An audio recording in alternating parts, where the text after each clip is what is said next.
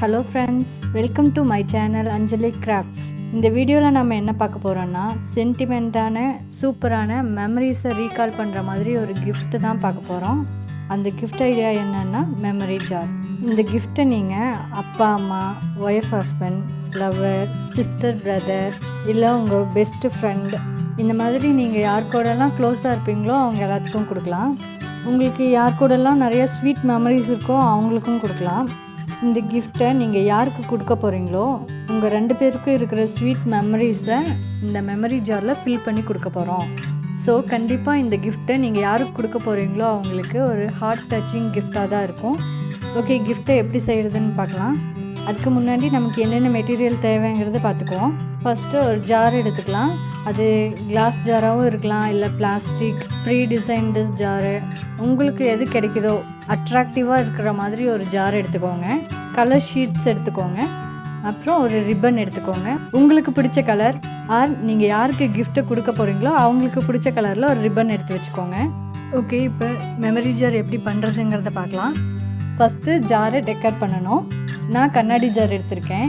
மூடியோட டாப்பில் வந்து பார்த்திங்கன்னா ஒரு ஹார்ட் ஸ்டிக்கர் ஒட்டியிருக்கேன்.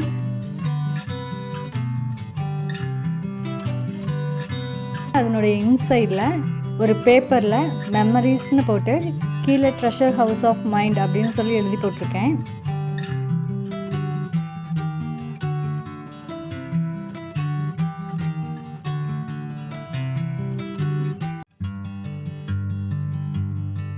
ஜாரோட இன்சைடில் வந்து பார்த்திங்கன்னா நான் தெர்மாக்கோல் பால்ஸ் வந்து போட்டிருக்கேன்.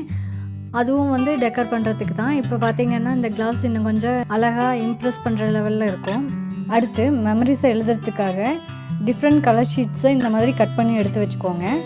இதில் ஒவ்வொரு ஷீட்லேயும் எழுதுறதுக்காக நீங்கள் ஃபஸ்ட்டே ஒரு லிஸ்ட் ஆஃப் மெமரிஸை வந்து எழுதி வச்சுக்கோங்க. உங்களுக்கும் நீங்கள் இந்த கிஃப்ட்டை யாருக்கு கொடுக்க போகிறீங்களோ அவங்களுக்கும் நடந்த இன்சிடென்ட்ஸை, மெமரபுளான மூமெண்ட்ஸ் எல்லாத்தையும் லிஸ்ட் பண்ணி வச்சுக்கிட்டீங்க அப்படின்னா உங்களுக்கு எழுதுகிறப்போ டக்குன்னு எழுதி போடுறதுக்கு ஈஸியாக இருக்கும். இந்த மாதிரி நீங்கள் மெமரி எழுதின ஷீட்ஸை ஒவ்வொன்றையும் ஸ்கொயராக மடித்து வச்சுக்கோங்க.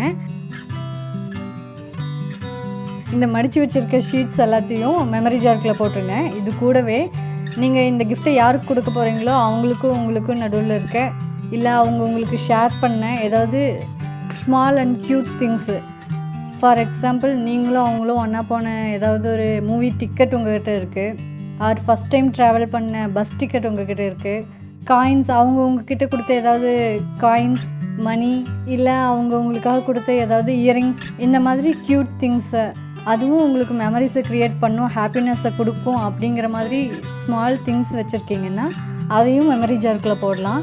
அதை பார்க்கும்போதும் அந்த கிஃப்ட்டை வாங்குறவங்களுக்கு ரொம்ப ஹாப்பியாக இருக்கும். எக்ஸ்ட்ராவாக ப்ளைன் ஷீட்ஸ் ஒரு 4 மடித்து உள்ளே போட்டுருங்க.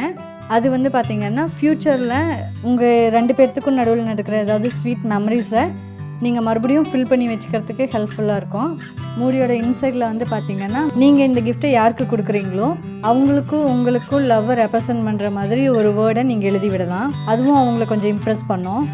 க்ரியேட்டிவாக ஜாரை அழகாக நம்ம டெக்கர் பண்ணோம்னா போதும். நமக்கு பிடிச்ச மாதிரி எப்படி வேணால் நம்ம டெக்கர் பண்ணிக்கலாம். ஒருவேளை நீங்கள் டெக்கர் பண்ண முடியல, ஜார் வந்து டெக்கர் பண்ணுற லெவலில் இல்லை அப்படின்னா நீங்கள் ப்ரீ டெக்கர் ஜார் வந்து ஷாப்பில் கிடைக்கும். அந்த ஜாரை வாங்கி கூட நீங்கள் யூஸ் பண்ணிக்கலாம்.